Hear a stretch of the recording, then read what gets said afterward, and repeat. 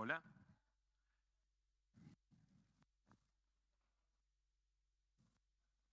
Bueno, ¿cómo están? ¿Todo bien? Vení para acá. Dale, venimos acá. Venimos acá. Dale, así estamos juntos. ¿Todos bien? Bueno. eh, Vamos a empezar con una oración, ¿les parece? A mí ya me dijo. Gracias. Padre Celestial, te damos gracias, Señor, en esta tarde, por lo que tenés preparado para nosotros, por lo que nos querés enseñar, lo que querés que nosotros aprendamos de vos. Te ponemos en el centro de esta reunión y te pedimos, Señor, que abras nuestros oídos espirituales, nos des entendimiento, sabiduría en abundancia para poder entenderte, pero por sobre todas las cosas para que deje una rema, una señal, una imagen y una enseñanza en nuestro corazón. A vos como nuestro Rey, te damos toda la gloria, toda la honra, toda la alabanza, en el nombre de Jesús. Amén y amén. Bueno, vamos a empezar con el capítulo 2. Capítulo 2 da comienzo en esa organización que tenía el Evangelio, da comienzo a lo que era punto en el cual íbamos a hablar del testimonio de las obras y las palabras de Jesucristo. ¿Sí? Va desde el capítulo 2 al capítulo 12. El capítulo 2, que vamos a ver hoy, tiene 3 títulos especiales, o está dividido en 3. Cuando ustedes miran la Biblia, cuando empieza algo, empieza con un título. Ese título en el original no estaba. Los traductores le han puesto títulos como para hacer alguna especie de división. En esos títulos, 3. En este capítulo tenemos 3. Las bodas de Caná, que van del versículo 1 al 12, Jesús purificando el templo, del 2 al 22, y Jesús conoce a todos los hombres, que son los versículos 23 y 25. Empezamos con las bodas de Caná, y dice, al tercer día se hicieron unas bodas en Caná de Galilea, madre de Jesús. ¿Qué tenemos de importante acá? Juan, el autor del libro, al tercer día, se cree, por los estudios que ha habido, que esto fue en el año 27 después de Cristo, los primeros días de marzo o los últimos días de febrero, y hay un montón de señales que Juan nos da que tienen que ver con la geografía, ¿sí? Fíjense que ahí está hablando de Betsaida, ahora está, en el capítulo anterior estaban en Betsaida, lugar natal de Natanael.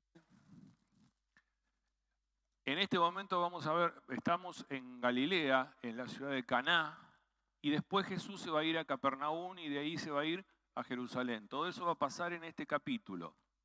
¿Por qué es importante esto? Para que tengamos en cuenta una cuestión que a veces uno no lo imagina. Acá tenemos, acá no se va a señalar. Ahí tenemos en la parte de Galilea, la provincia de Samaria, donde estaba Judea, Perea, Decápolis, Galilea, está el mar de Galilea. Ahí podemos ver algunos de los nombres de las ciudades. Y fíjense arriba en el mar, ahí figura Betsaida. Dijimos que de Betsaida se iban a Capernaum, que estaba cerquita. O sea, es cerquita para nosotros que andamos en colectivo, en bicicleta, en auto. Para ellos no eran cerquita. ¿Sí? Y de ahí iba a irse a, dijimos, Jerusalén. ¿Por qué se iba a ir a Jerusalén? Porque ya venía la Pascua. Y la Pascua era una fiesta en la cual todos tenían que peregrinar. ¿Sí? ¿Y Jerusalén dónde está? Desde allá, bajando por Samaria, abajo de Ramá, cerca de Betania. O sea, nos da una idea también de cuáles fueron los movimientos que Jesús hizo con sus discípulos. ¿Sí? Esa es la importancia. Entonces el primer versículo dice que al tercer día se hicieron unas bodas en Caná de Galilea y allí estaba la mamá o la madre de Jesús. Eso también es una cosa muy importante. La presencia de María nos dice que en estas bodas seguramente había familiares, amigos o parientes de la familia, inclusive también de Jesús, que por ahí, o quizás María estaba ahí también porque quería ayudar en las bodas. La boda era un rito religioso muy importante. Pero no da muchos detalles de quién era el que se casaba, quién era el novio, quién era la novia, porque el centro de esto y de Juan siempre va a ser mostrar a Jesús y mostrar lo que Jesús era y lo que Jesús hizo y lo que Jesús es. El versículo 2 dice, y fueron también invitados a las bodas Jesús y sus discípulos. Bueno, antes vamos a hacer una cosa que yo le había agregado a esto, que ahí hay una frase que es muy importante para que tengamos en cuenta, que es, quiero que sea una revelación para todos ustedes. Jesús no tenía lugar donde vivir, Jesús no tenía lugar donde estar. Jesús era un peregrino en la tierra que seguía un plan de ruta. Ese plan de ruta fue un plan trazado por el Padre Celestial y Él lo iba a cumplir punto por punto. Porque vino acá a cumplir la voluntad del Padre. Eso es importantísimo a tener en cuenta. Por eso va de un lado al otro, no porque lo van a perseguir. Porque a él no le importaba nada, él sabía cuál era su principio y cuál era su fin. Y cuál era el objeto de su vida. Entonces todo eso que él sabía, ¿sí?, formaba parte de ese plan de ruta. ¿Sí? Con respecto al segundo versículo, dijeron, y fueron también invitados a las bodas Jesús y sus discípulos. Entonces, en la boda estaban los discípulos, su madre y sus hermanos. Gran discusión con los católicos. Los católicos dicen que la madre, la Virgen María, sigue siendo virgen. No, Jesús tenía 3 hermanos que figuran en el Evangelio y hermanas que no son nombradas.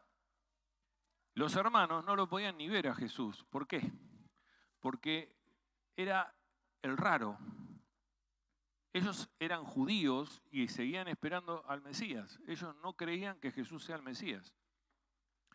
Uno de ellos, por ejemplo, es Santiago. Santiago escribió una carta que está en el Evangelio y Santiago se convirtió cuando lo vio resucitado. Hasta ese momento no creía y luego se convirtió en uno de los líderes de la iglesia de Jerusalén y se convirtió en un apóstol.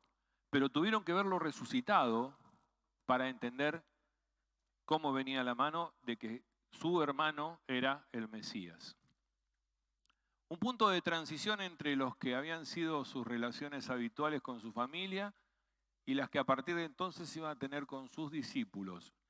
En este momento es como que Jesús es el paso y la transición de Jesús, dejar totalmente a la familia y dedicarse a los discípulos. Y lo vamos a ir viendo de a poco. ¿Cuáles son la lección más importante para nosotros?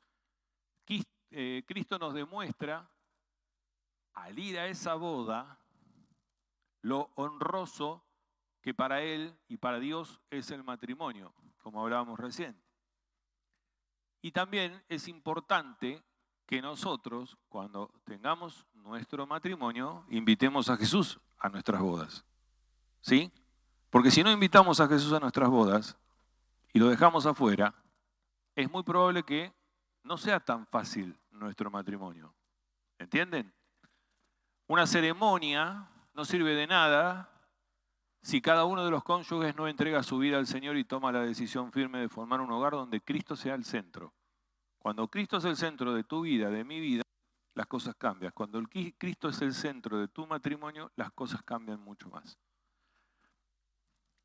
En el versículo 3 dice, y faltando el vino, la madre de Jesús le dijo, no tienen vino. A ver, ¿Cómo era el vino? ¿Cómo se ve el vino en la palabra, en la escritura? El vino, y ahí hay un montón, en el apunte que pasé hay un montón de versículos que si quieren los pueden leer, ¿sí? Los buscan y los leen. El vino dice que es un símbolo del gozo y de la alegría. Se utiliza también como un alimento de uso general. A veces se empleaba con fines medicinales. Y por su carácter tóxico estaba restringido y quedaba prohibida en relación al desempeño de ciertas funciones y siempre era condenado su exceso, ¿no? La embriaguez era categóricamente condenada y usaban el vino tanto en ceremonias levíticas. Las ceremonias levíticas, a ver, cuando hablamos de los levitas es una de las tribus, la tribu de Leví, que se dedicaban a todo lo que tenía que ver con lo sacerdotal. Es la tribu sacerdotal. Todo el trabajo que hacían los levitas era el trabajo sacerdotal. Entonces, el trabajo sacerdotal era el sumo sacerdote, los que entraban al templo, los que recibían los animales que iban a ser sacrificados. Todos los ritos los hacían esa tribu. Y esos levitas, esas ceremonias levíticas, por eso hay un libro que se llama Levítico, es el libro donde están todas las ceremonias religiosas. Esas ceremonias levíticas se usaban vino. En una de las formas de hacer una ofrenda era la libación, que es el derramar vino en el propiciatario, ¿sí? Donde se derramaba la sangre. En una boda religiosa era indispensable el vino, ¿sí? ¿Vamos bien? Dice el versículo que comenzó a faltar el vino. Puede ser que hayan llegado más invitados que no tenían los suficientes recursos, que habían calculado mal. Nadie lo sabe, no lo explica. Pero cuando a la boda no va Jesús con nosotros, seguro que va a faltar el vino. Reflexión para nosotros. ¿Sí? Otra vez estamos haciendo hincapié en que si hay una boda y no está Jesús en el medio, va a faltar el vino, va a faltar la forma del festejo. ¿Por qué? Porque la boda, ¿sí?, es la figura de otra boda futura. A ver, siempre hablamos, y les dije el primer día, que ustedes tienen que ver en el Nuevo Testamento lo que pasó en el Antiguo Testamento o lo que se predijo en el Antiguo Testamento. El Antiguo Testamento prevé que en un futuro, ¿sí?, va a haber una venida, primero iba a venir un Mesías y que después iba a volver el Mesías. Predicción de Daniel. Cuando venga el Mesías va a haber un festejo mucho más importante que la boda que podemos tener entre marido y mujer, que es la boda de Cristo con su iglesia, lo que se llama las bodas del Cordero. Entonces, la boda, esta boda, es una figura de una boda futura. ¿Cuál va a ser la boda futura? Las bodas del Cordero. Cuando la iglesia va a ser presentada, nosotros, la iglesia como cuerpo, vamos a ser presentados a Jesús y vamos a casarnos con Jesús en el cielo. ¿Sí? Entonces, si no hay vino, no podemos festejar esa boda. El primer milagro de Moisés en Egipto, ¿sí?, también, haciendo una comparación, el primer milagro no, eso está mal puesto. La primer plaga que Dios manda en la época de Moisés a el faraón, ¿sí?, fue convertir las aguas del río Nilo en sangre. Podríamos llamarlo un milagro de Moisés. No es de Moisés. Moisés no hizo el milagro, lo hizo Dios. Pero el segundo milagro, la comparación con el milagro de Cristo es que Cristo fue a transformar el agua en vino. Ahora, la diferencia está en que la ley fue dada por medio de Moisés, pero la gracia y la verdad vinieron por medio de Jesucristo. ¿Sí? ¿Por qué la comparación? Porque en las dos hubo transformación de un líquido. Y eso es importante para que se acuerden porque ahora lo vamos a tratar. Una sustancia se va a transformar en otra, ¿sí? Entonces dice, y Jesús le dijo, ¿qué tienes conmigo, mujer? Aún no ha venido mi hora. Su madre dijo a los que servían, haced todo lo que os dijere. Ahora, ¿por qué Jesús le contesta de esta manera? Le contesta porque, primero, que no había llegado su hora. Él sabía que no había llegado su hora. Su hora venía después. Pero por otro lado había una cuestión. María miraba a su hijo como su hijo. Pero también quería que de alguna manera se confirme que su hijo era el Mesías. Y pongámonos un poco en la cabeza de una mujer que de golpe, estando de novia con José, aparece embarazada. Y si en una iglesia hay murmuración, imagínense en un pueblo la murmuración que debe haber habido de María. Estaba de novia, mirá, y ahora está embarazada. Entonces es probable que esas habladurías que hablaban de ese nacimiento virginal sean la causa por la cual María va y le pide, hace algo. Demostrá que vos sos el Mesías, así yo quedo limpia. Jesús deja claro, primero, que aún no había venido su hora y que no tenía que hacer cada cosa cuando a su madre se le ocurría, o si su madre interfería, o si su madre lo decía, sino cuando el padre lo decía. Y fíjense una cosa muy particular, no le dice, ¿qué tenés conmigo, mamá o madre? Le dice, mujer. Esto nos enseña una vez más que hay que poner a Dios por encima de los lazos familiares. Jesús no le iba a hacer caso a nadie, ni siquiera a su madre, de qué es lo que tenía que hacer. Se lo iba a hacer solamente el Padre. Esta es la ocasión, yo te reivindicaré, pero no aquí. Eso lo dijo, se confirmó esta frase cuando Jesús colgaba en la cruz y la miró y le dijo, mujer, he ahí tu hijo, y le mostró a Juan. En ese momento su hora había llegado y estaba por morir y el tercer día iba a resucitar. Realmente en ese momento es cuando María se iba a reivindicar, ¿sí?, en todo lo que podían haber dicho de ella. A Jesús no le importaba, a Dios no le importa lo que dice el pueblo de vos. No importa si vos tuviste una caída, si vos te prostituiste, si estuviste en la droga, no le importa, a Jesús no le importa eso. A Jesús le importa lo que va a hacer con vos, lo que vos vas a convertir. ¿Qué es lo que vos te vas a convertir? ¿Sí? Aún no le importa de su madre. Porque vos, mamá, vos como madre, tenés que cumplir una misión. Entonces, dos cosas. Se despide de la madre o le dice a la madre mujer, no le dice mamá. Para que entienda que hasta ese momento había sido la madre, pero ahora era una más. Y una cosa importante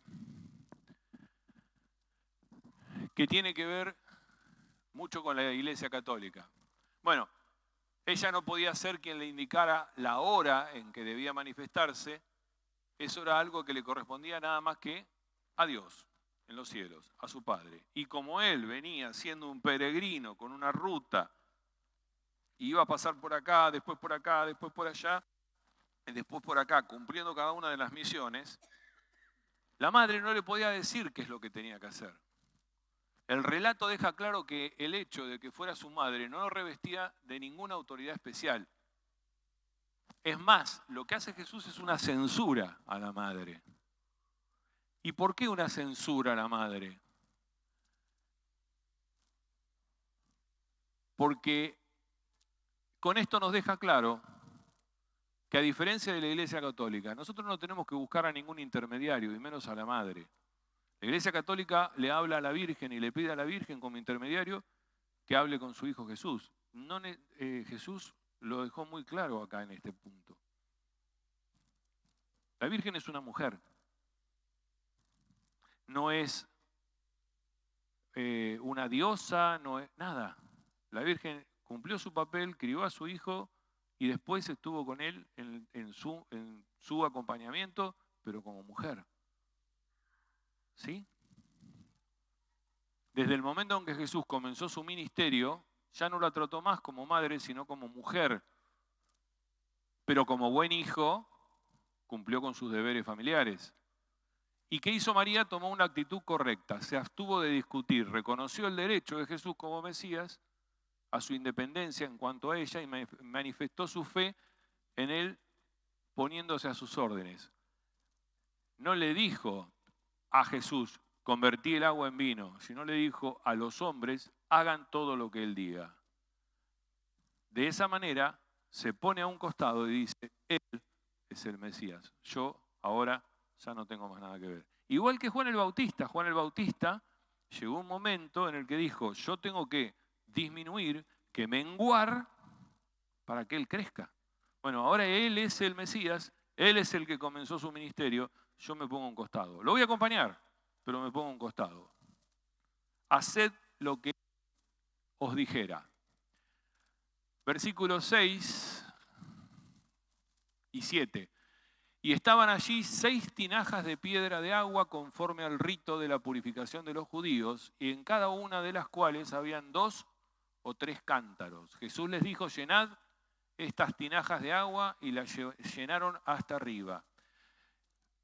Hay una frase ahí que dice, para el rito de purificación de los judíos. La purificación era uno de los puntos principales de la santidad judía.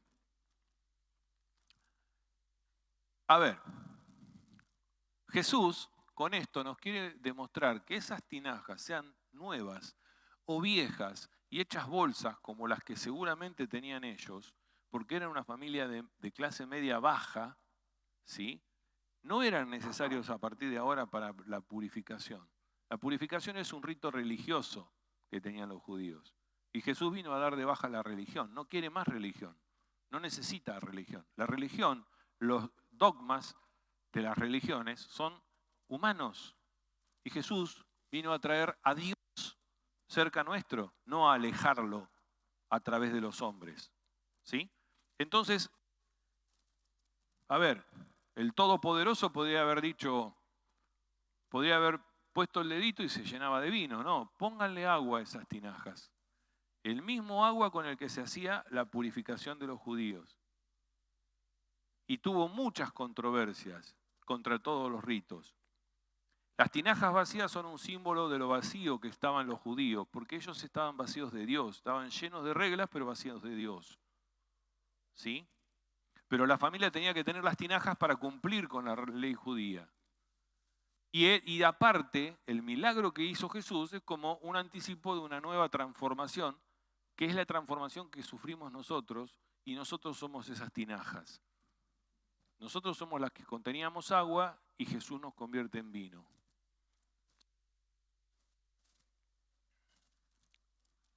El Señor mandó a que llenen las tinajas de agua para después transformarla en vino, porque usa a seres humanos para llevar a cabo su propósito. Siempre va a usar a un ser humano para llevar a cabo el propósito. Siempre va a usar a alguno de ustedes, o a mí, o a cualquiera que crea en Él, para que vaya a hablarle a otro y a convencerlo, no convencerlo, no es la palabra, perdón, a llevarles el Evangelio y llevarlos a la sanidad, llevarlos a la luz divina, llevarlos a la eternidad. Y cuando nosotros obedecemos los mandatos divinos, aunque estos nos puedan parecer a veces incomprensibles e imposibles, estamos seguros de que Él siempre va a cumplir su propósito. ¿Cuántas veces nos parece una locura lo que Dios quiere que hagamos? ¿Cuántas veces parece loco que yo voy en el auto y me paro o me bajo del colectivo porque veo que hay una persona y algo me dice que tengo que hablar con ella, y cuando me arrimo a esa persona está quebrantada esperando algo, y eso es el Espíritu Santo usándote? Vos sos la tinaja, pero vos sos a través de la persona, vos sos la persona a través de la cual Jesús va a cumplir el propósito que tiene. Si no entendemos esas cosas, no podemos cumplir con esos propósitos. Cuando tengas que hablar con alguien, habla. Cuando el Espíritu Santo te pellizque la espalda, saltá y hacé lo que tenés que hacer. Versículos 8 y 9 dice, entonces les dijo, sacad ahora y llevadlo al maestresala. Y se lo llevaron. Cuando el maestresala probó el agua hecha vino, sin saber de dónde era, aunque lo sabían los sirvientes que habían sacado el agua, llamó al esposo. El agua y el vino son líquidos, pero al convertir el uno en otro, hubo una transformación de su carácter y de su sustancia. Y fíjense que esto podemos compararlo con nuestro nuevo nacimiento. Cuando nosotros nos entregamos a Jesús, tenemos ese nuevo nacimiento, nos convertimos de una cosa a otra. Éramos la peor porquería y ahora somos una persona nueva. El nuevo nacimiento es eso, es nacer al Espíritu. Es que el Espíritu me pueda transformar. Es que el agua pueda ser transformada en vino. El yo anterior muera para que nazca un yo nuevo, que es el vino.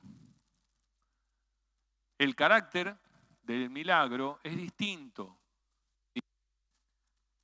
En este caso, no es una sanidad, no es devolverle la vista a un ciego, sino que es cubrir algo, una necesidad material que tenía esta gente. Entonces quiere decir que Dios te va a cubrir en todas las áreas. Podemos aprender que cuando el Señor viene a nuestras vidas, tiene interés en cada uno de los aspectos de nosotros, en todos los aspectos, en los aspectos, inclusive hasta en los más chiquititos, y llevar vino a una boda donde no había para evitarle la tristeza y la humillación a los novios y la familia. ¿No se imaginan lo que podía ser para una familia judía quedarse sin vino? Quedaban ante la sociedad como los peores. Nosotros tendríamos que entender también cómo era la vida de ellos. Un novio y una novia en su fiesta de casamiento se quedaban sin vino. Era peor que quedarse sin comida. ¿El novio y la novia dónde estaban? No lo sabemos. Jesús y las tinajas para el agua eran lo que realmente importaba. El Evangelio tenemos que mirarlo así.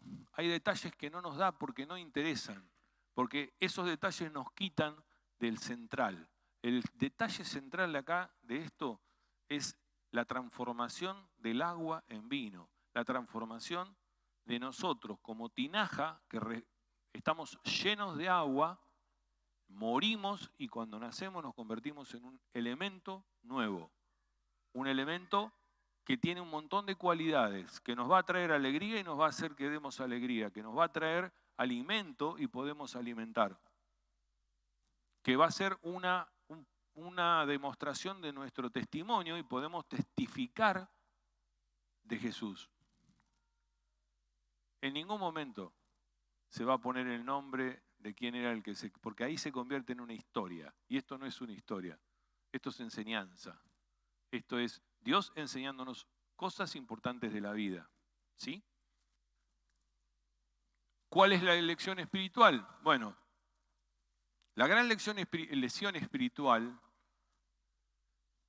es que Jesús nos usa siempre, hoy en día, así como utilizó aquellas tinajas de agua. Nosotros somos tinajas usadas, maltrechas, para nada atractivas, y por eso deberíamos ser apartados, ocultados de la vista. Pero Jesús quiere usarnos a vos y a mí, que somos tinajas despelechadas, no, hechas bolsa, ¿sí? Y quiere llenarnos. Y el agua es la palabra de Dios. Quiere llenarnos a vos y a mí del agua de la palabra de Dios. Y luego quiere que la compartamos con los demás. Por eso esas tinajas que somos, nos convertimos en lo que nos convertimos. Yo hace 6, 8 años atrás no hubiera estado pensando que iba a estar acá hablándoles a ustedes, o hablándoles a cualquiera, o orando por un enfermo, o lo que sea. Cuando el agua es vaciada de las tinajas y llega hasta los sedientos, es entonces transformada en vino, en el vino de la alegría, de la operación del Espíritu Santo. Entonces, si Dios te quiere y te llamó, vos como tinaja llena de agua, que es la palabra de Dios, cuando le das la palabra a otro y despertás la fe, como dice la palabra, la fe viene por el oír la palabra de Dios. Despertás la fe en el otro, derramás ese agua convertido en vino en el otro. Y como dice ahí, ese vino de la alegría transforma la vida de otro por medio del Espíritu Santo que vive en nosotros. El Espíritu Santo toma el agua, hace un milagro, ¿en quién? En el individuo que recibe esa agua. Versículo 10, y le dijo, todo hombre sirve primero el buen vino y cuando ya han bebido mucho, entonces el inferior. Mas tú has reservado el buen vino hasta ahora. Este principio de señales hizo Jesús en Caná de Galilea y manifestó su gloria y sus discípulos creyeron en él. Ese vino estaba reservado para nuestra vida al final. Está reservado para nuestra vida al final. El día que nosotros vamos a morir y vamos a pasar una vida eterna, ahí es cuando vamos a tomar el vino más importante. Por eso el vino este se sirve al final. Y cosas excelentes pasarán en nuestras vidas y familias. Porque ese vino es excelente. Así lo dice el Maestre Sala. Y todo lo que hace Jesús es excelente. El primer milagro que hizo fue un milagro de excelencia. El buen vino fue el único que sirvió Jesús. No sirvió el malo. Jesús trajo el mejor. Y también trajo el mejor a tu vida, a tu vida, a tu vida y a mi vida. ¿Por qué sirvió último el mejor vino si no lo iban a poder degustar bien? En realidad la respuesta es que no lo sirvió de último, ya que él sirvió solamente uno, el mejor. Para vos no tiene vino de baja calidad, tiene vino de alta calidad, el mejor. Dios no sabe hacer nada que no sea lo mejor. Cuando hizo el mar, la tierra, los cielos, las estrellas, las plantas, a vos, a mí, lo hizo formidable. No lo hizo a media tinta. Lo hizo formidable, nos hizo lo mejor. Eso es un principio que tenemos que entender. Nosotros somos la mejor creación de Dios. Pero ¿qué pasa? El mundo se encarga de hacer ver que somos una porquería, que no valemos para nada, No, Jesús nos hizo lo mejor. Somos lo mejor, somos de excelencia. Que nadie te va a creer que no sos de excelencia. ¿Sí? Y cuando termine tu vida, vas a tomar el mejor vino. Vas a tomar el mejor vino. Y si Jesús va a servir lo mejor. No es cuestión de que tu vida antes o después es mejor o peor. Es cuestión de que en Cristo, sea antes o después, tiene que ser lo mejor la etapa de tu vida. La etapa formidable, la etapa donde la gente te vea, te sienta y siente el sabor de ese cristiano, el sabor de ese vino. Eso es lo que tenemos que hacer. Tenemos que entender y comprender que el Señor no diseñó nada inferior a lo mejor que podía diseñar, que somos nosotros. ¿Sí? A cada planta, a cada animal, hizo lo mejor. No puede haber habido nadie ni nada que genere que por azar nosotros estemos acá sentados con todos nuestros despelotes mentales. Borralo eso. Se me escapó. Jesús manifestó su gloria en Caná de Galilea con lo mejor. Mostró su gloria. ¿Y cuál era el objetivo también de mostrar la gloria?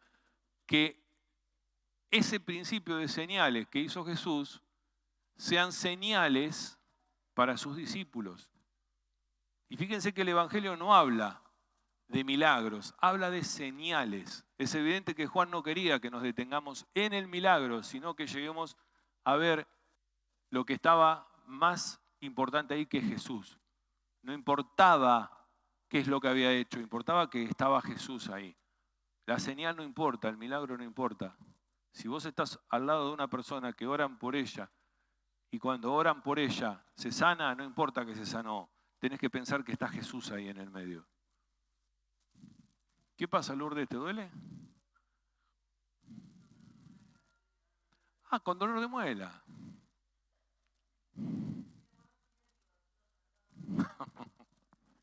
Bueno, gloria a Dios.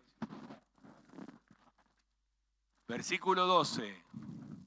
Después de esto descendieron a Capernaú, él, su madre, sus hermanos, sus discípulos, y estuvieron ahí no muchos días. Jesús comenzó su ministerio público y Capernaú fue su lugar de residencia. Era como el punto de después de ahí se iban para un lado, se iban para el otro, siempre volvían a Capernaú. Él era de Nazaret, pero en Nazaret no lo quería nadie. El pueblo natal no lo quiso aceptar. Dice Lucas 4, en el capítulo 4 nos cuenta cuando Jesús entró en la sinagoga de Nazaret y leyó el libro de Isaías y dijo, el Espíritu de Dios está sobre mí, casi lo matan, lo echaron a patadas.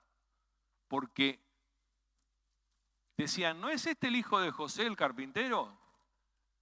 Y casi intentan destruirlo. No lo iban a destruir porque el plan de Dios no era que lo destruyan, pero fue rechazado por su propio pueblo, inclusive por sus hermanos, por sus hermanas, y lo dejaron de lado. De ahí sale ese dicho famoso que dice que nadie es profeta en su tierra. Y podríamos decir que muchas veces vos no vas a poder convencer o no vas a poder convertir.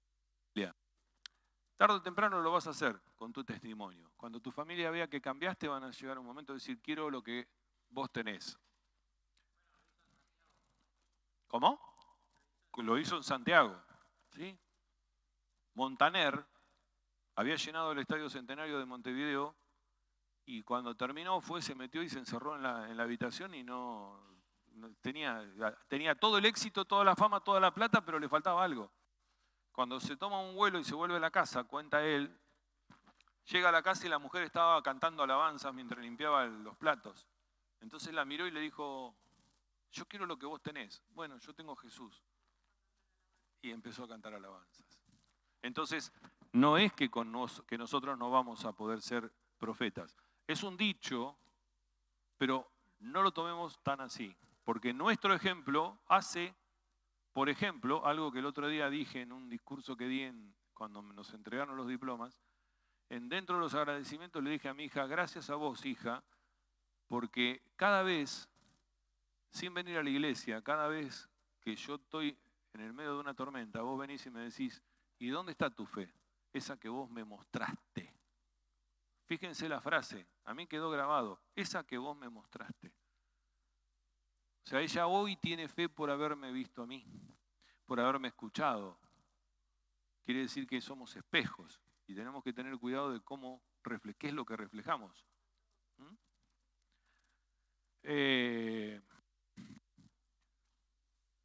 Ahora Jesús va a purificar el templo. Quiere decir que está en Jerusalén.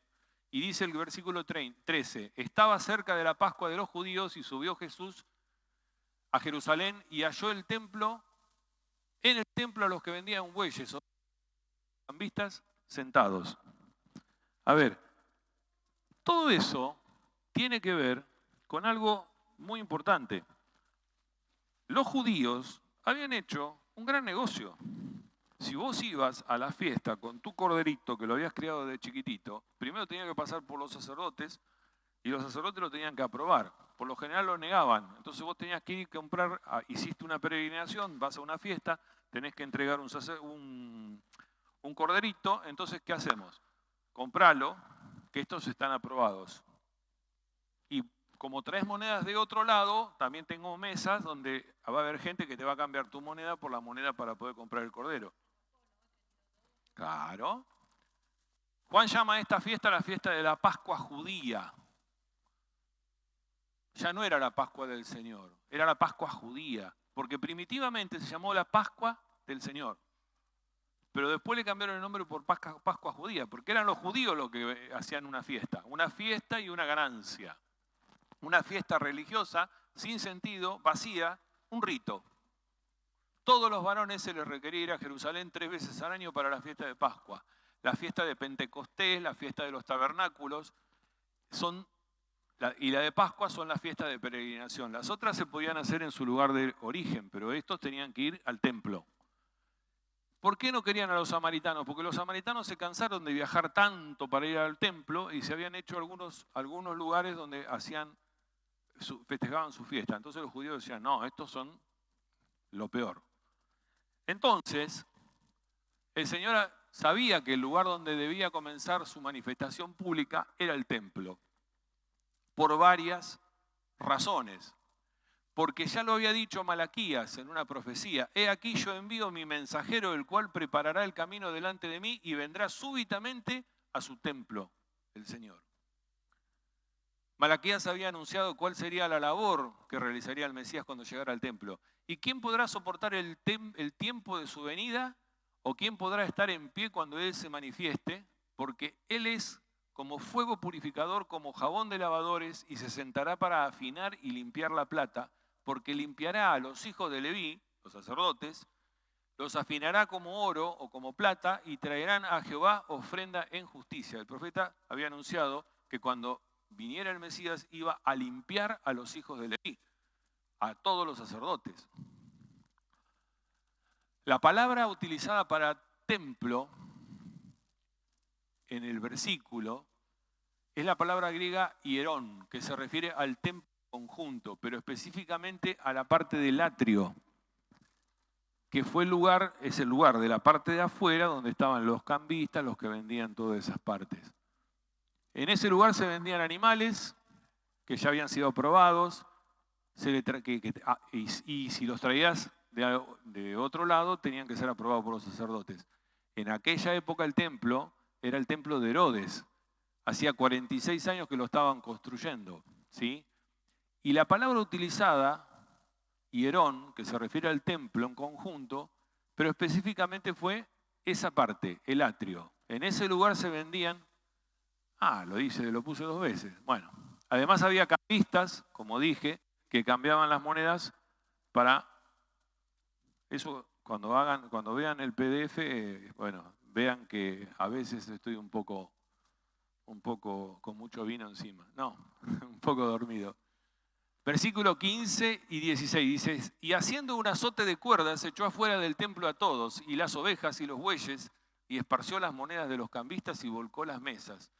Y dijo a los que vendían palomas: quitad de aquí esto, no hagáis de la casa de mi padre casa de mercado. Este azote improvisado no servía como un instrumento de fuerza.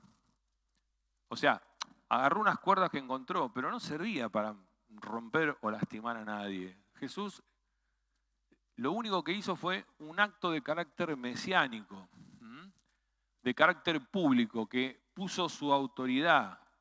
La gente le respondió por la autoridad que demostró. Porque Jesús demostraba autoridad cuando necesitaba demostrarla. Y la gente lo veía y sabía que él tenía autoridad. Se trataba de la casa de su padre y tenía derecho a hacer eso. Reprobaba a cualquier irreverente en esa casa. Todo esto, ¿sí?, está en perfecta armonía con su naturaleza y con su carácter. Porque donde Él esté, va a revelar su santidad y va a producir limpieza. Donde Él esté, va a revelar que es santo y va a producir limpieza. Donde nosotros llegamos a Cristo, Él se mostró como santo y nos limpió. Este hecho despertó la ira de los dirigentes judíos, que no dudaron en perseguirlo hasta el fin, que es matarlo en la cruz. Pero no perdamos de vista cuál era la verdad de estos. Jesús hacía peligrar los ingresos económicos. Lo que le importaba a ellos no eran los milagros que iban a venir, sino sus ingresos económicos. Por eso lo mataron. El templo, mientras que para Cristo era la casa de su padre, para la casta sacerdotal era una casa de mercado donde llevar a cabo los negocios. Los sacerdotes se habían adueñado del templo y lo administraban para su propio prestigio y lucro. El movimiento sigue teniendo vigencia. Todos aquellos que usan la religión como una fuente de ganancia personal y han convertido sus templos en mercadillos en los que no es difícil encontrar innumerables objetos religiosos como velas, estampitas, agua bendita, imágenes y cualquier otra cosa. Bueno, yo no lo iba a decir, pero sí. Es así. Es así. Pero ojo, que hay iglesias evangélicas, como la Iglesia Universal, donde te venden el aceite, te venden el agüita, te venden el manto, y 10 mangos y 20 mangos, y si no 500 para que te pongan el manto arriba de la cabeza. Como también hay pastores que se paran en el púlpito y dicen: Dios me dijo que va a traerme 10 autos. Entonces yo fe ya hice el garaje. El hombre es hombre y es pecador. Las iglesias son religiones Y nosotros no somos una religión, nosotros somos una relación. Nosotros tenemos una relación con Dios. Eso es lo que nos destaca y lo que nos aparta. Que Dios quiere una relación con nosotros y nosotros una con Él. 17 dice, entonces se acordaron sus discípulos que estaba escrito, el celo de su casa me consume. Hay un salmo escrito por David que exponía ante Dios lo que sus enemigos habían hecho contra él por causa del celo que sentía por la casa de Dios. Y como sabemos, en el caso de Jesús ocurrió lo mismo, ya que el celo que manifestó por la casa de su padre suscitó la oposición de los judíos. Vino a patearles el negocio. Versículo 18 dice, y los judíos respondieron y dijeron, ¿qué señal nos muestras ya que haces esto? 19 dice, respondió Jesús y le dijo, destruid este templo y en 3 días lo levantaré. Nadie dijo una palabra o alzó una mano para detener a Jesús. Todos quedaron así, no sabían qué hacer. Las palabras y las actitudes lograron despertar la conciencia dormida de Jesús, de las personas a las que Jesús le había hablado. Entonces, ¿cuáles son estas señales que ya haces con nosotros? Lo lógico hubiera sido que estuvieran avergonzados, pero lejos de avergonzarse, se atrevieron a enfrentarlo. El problema era el mismo que tenemos hoy en la actualidad. No es la falta de evidencia, sino la disposición a creer en esas evidencias. ¿Quién de nosotros no tiene un amigo que ve que la familia cambió, que el que estaba en la adicción salió, que se consiguió trabajo? Esas evidencias no les importan. Y a los judíos no les importaban las evidencias. A los judíos les importaba que habían venido a hacer bolsa el negocio. La propia limpieza del templo y la forma majestuosa con la que Jesús lo realizó, sin que nadie se atreviera a resistirle, constituía una señal en sí mismo que había sido anunciada por Malaquías. ¿Qué quería decir con Jesús destruir ese templo? Templo, en este caso, es la palabra griega naos. Es como la otra que era ialos. Naos, la palabra que usó Juan cuando escribió el Evangelio en griego, quiere decir santuario interior del templo. Esta palabra también puede usarse en referencia a nuestro cuerpo, el naos del Espíritu Santo, el templo del Espíritu Santo. Jesús se estaba refiriendo a él mismo, destruid el templo, ¿sí? Y yo lo voy a reconstruir en 3 días, porque en 3 días voy a resucitar. Eso les quería decir. No era que iba a destruir el edificio, nunca quiso destruir el edificio. Nuestro Señor quiso referirse al templo de su cuerpo. Sus discípulos, después de su muerte y su resurrección, recuerdan estas palabras y se dieron cuenta cuál era el propósito de expresarlas de esta manera. Era él mismo que tenía, cuando usaba las parábolas, en una parábola, él daba una parábola y había mucha gente que entendía y mucha gente que no entendía. ¿Sí? ¿Quiénes entendían? Por lo general los que creían en él. Y quienes no entendían, por lo general los incrédulos. Pero ojo, las parábolas pueden después, con los años, ser entendidas. Por eso Jesús decía que hablaba en parábolas para que sean reveladas en el momento preciso. A veces vos una parábola no la entendiste nunca, pero de golpe la entendiste, porque era para ese momento de tu vida. Jesús era el verdadero templo de Dios y a través de su naturaleza humana se percibía la gloria de Dios eterno que moraba en él. Y dice, en 3 días lo levantaré, se refirió a su propia resurrección al tercer día. Por lo tanto, evidenciaba su autoridad en el templo y también la autoridad de Dios en el templo y la autoridad de Dios como templo, de él como templo de Dios. ¿Sí? Y también la autoridad nuestra, porque nosotros somos verdaderos templos de Dios. A veces.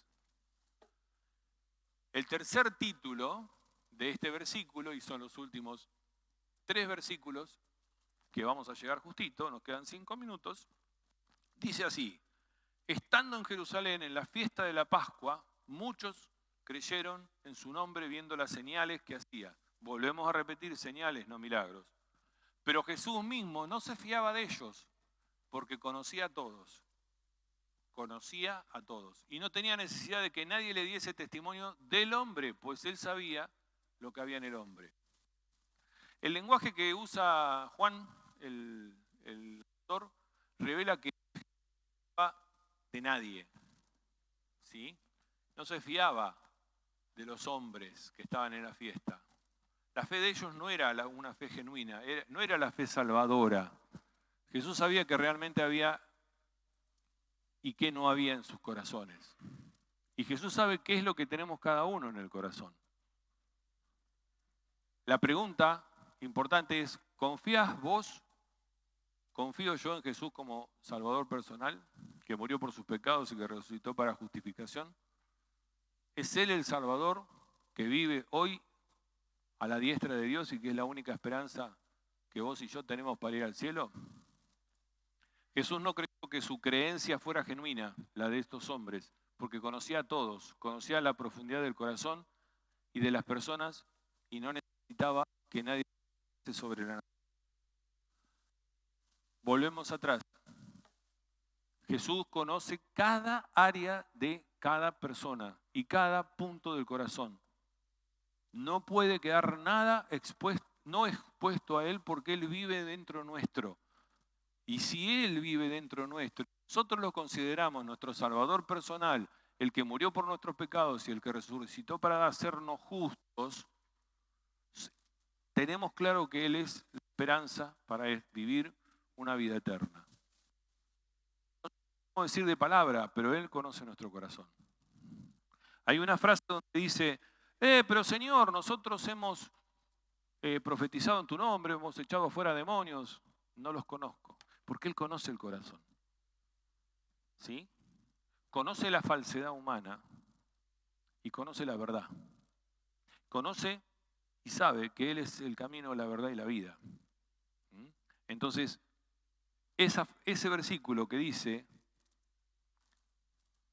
Jesús mismo no se fiaba de ellos porque conocía a todos y no tenía necesidad de que nadie le diese testimonio del hombre, pues Él sabía lo que había en el hombre. Él sabe cada cosa que hay en nosotros.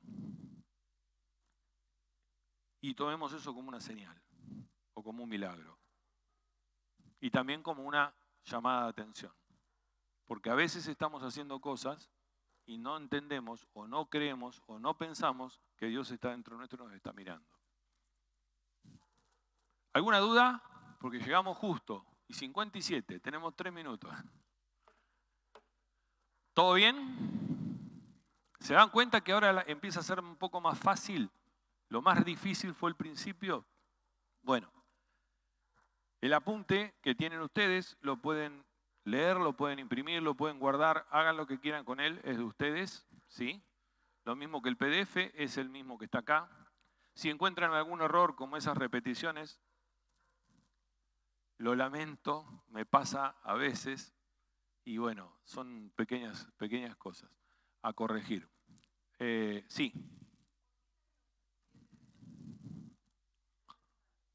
Bueno, eso sale de una cuenta que se hace que está mal. Nosotros contamos el año 2025, pero en realidad empezaron a contar 3 años después. Jesús tenía 30 años, entonces los que han estudiado esto llegan a la conclusión de que este hecho pasó en el año 27. ¿Y por qué entre esos meses, cada fiesta se hacía en un determinado periodo de tiempo? El año judío lo mirás extendido en una línea y la primera fiesta es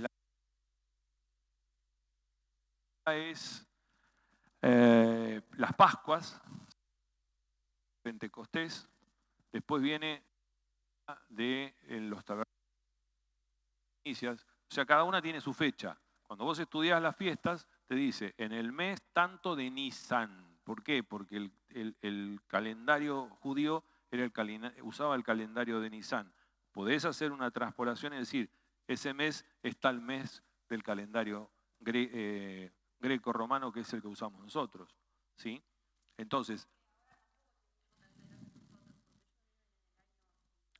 ¿por qué viven en el año 5000 y pico? Porque ellos todavía están esperando al Mesías. Hay dos tipos de judíos. El judío mesiánico que cree en el Mesías y el judío convencional, duro, como vasco, como mi abuelo, que siguen sosteniendo que el Mesías no existió. Por eso, en algún momento, a Jesús le preguntan, ¿quién eres tú? A Juan el Bautista le pregunta, ¿quién eres tú? ¿Elías? ¿Sí?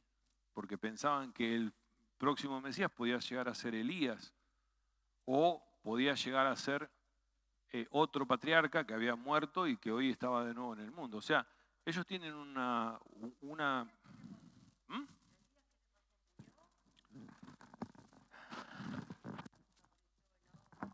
Mira, yo supongo que murió.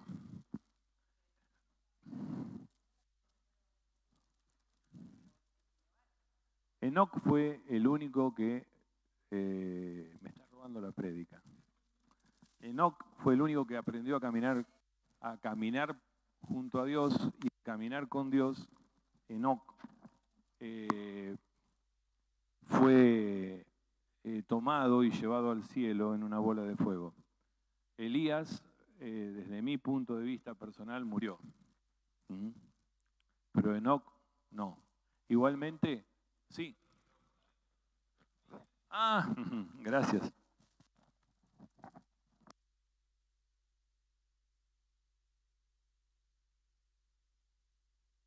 Gracias, Leito. Pero es un tema medio escabroso. Hay algunos que dicen que Enoc era un extraterrestre. Así que fíjate que el ser humano y su cabeza puede llevarnos para cualquier lado. Acuérdense que la Biblia hay que leerla en forma literal. Lo que dice la Biblia es lo que pasó. Si hicieron una torre de Babel que llegaba al cielo, hicieron una torre de Babel que llegaba al cielo. Después podemos discutir todo lo que podamos discutir, pero lo que yo considero y creo es que Elías sí murió, por algún dato que está en la Escritura. Y Enoc caminó al lado de Dios, aprendió a caminar, vivió en una época donde todavía Adán vivía. Adán vivió casi 1000 años y Enoc era la 6ª o 7ª generación. Y él escuchaba a Adán decir que él había caminado al lado de Dios en el Edén. Entonces, él aprendió a caminar al lado de Dios. Caminar al lado de Dios es orar todo el tiempo, es tenerlo a Él como principio de vida, es ponerlo a Él en el centro de nuestras vidas. Eso es caminar con Dios. Y Enoc aprendió a caminar con Dios. Y dice que vivió 300 y pico de años y fue arrebatado en una bola de fuego y llevado al cielo. O sea que no conoció muerte. Eso dice la palabra. Ahora voy a tener que cambiar la prédica. Bueno, ¿alguna duda? ¿Alguien quiere hacer una oración? Así terminamos. Norma, ¿alguien quiere orar de ustedes?